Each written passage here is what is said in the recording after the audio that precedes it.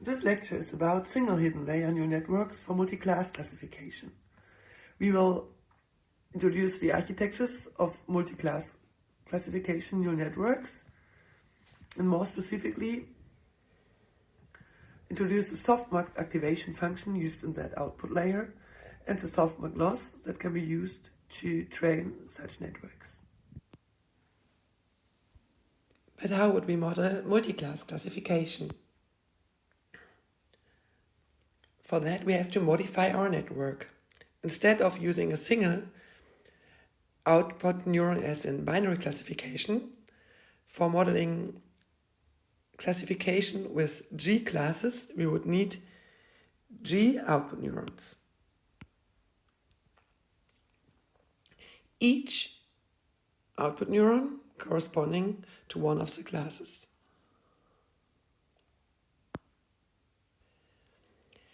To calculate this multidimensional output, written in a vector f, collecting the G outputs of the G output neurons, we would at first, of course, need again to calculate the output of the hidden neurons. That doesn't change compared to the network we looked before. Then we would, given the activation of the hidden neurons, we would have to calculate the input of the output neurons. This would be given by multiplying the hidden state with a weight matrix. Now that before we had a weight vector here because we had just one output neuron, so just the weights of all the hidden neurons to that single output neuron. Now we have, of course, weights for all the G output neurons, so we need to collect them in a weight matrix instead. And UK now again selects the case column for calculating the case output.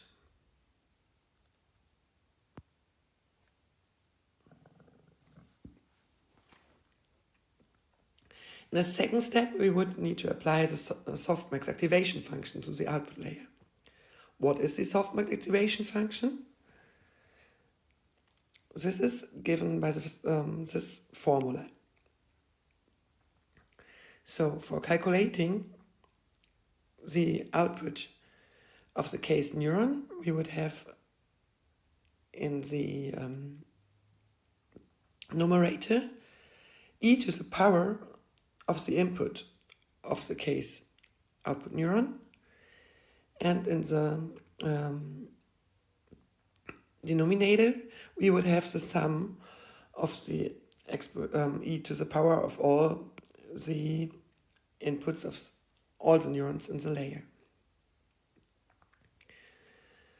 This turns the outputs, or this normalizes the output, and so turns the outputs into a probability distribution. The same transformation is used when using softmax regression. As a homework, you can calculate the derivative of this function, which is just given as this formula. And what it's interesting about these softmax is that it does something like an argmax operation, but in a smooth approximation. So if the input of the output vectors would be given, like if we have 3 by 102, so we have 1 which has a really large input compared to the others, the softmax function would return a vector with it's really close to 0, 1, 0. So it would say the second class is a really large probability, while the other's probability is 0.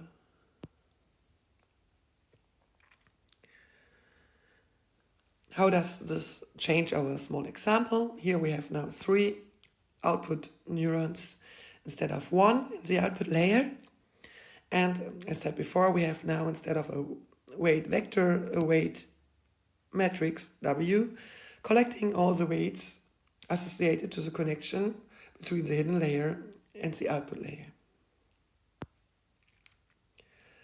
For calculating the forward path, we would have the same as we had before for calculating the input of the hidden and then the output of the hidden.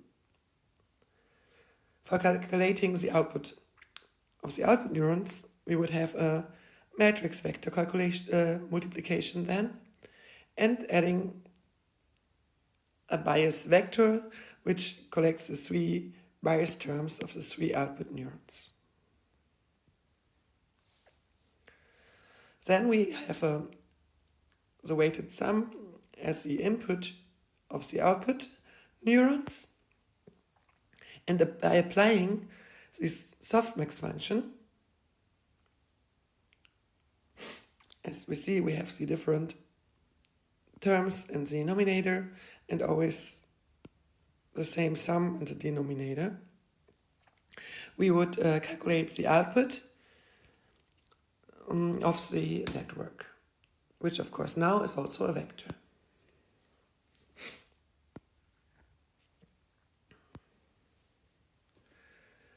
For optimization, we can use the softmax loss.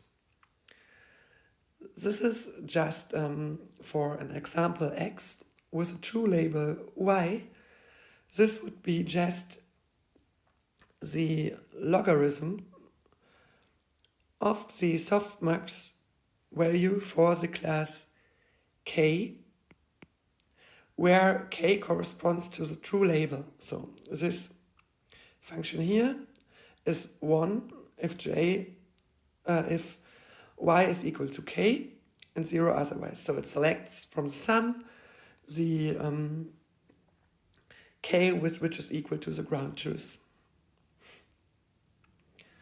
This is equivalent to the cross entropy loss if we encode the label as a vector or one hot encoded vector. This is a vector that has a single one corresponding to the right class and zeros at the other position. Such loss or the empirical risk with regard to this loss is not easy to optimize. For sure we will not have an analytical solution, and we will need to use some more advanced optimization techniques.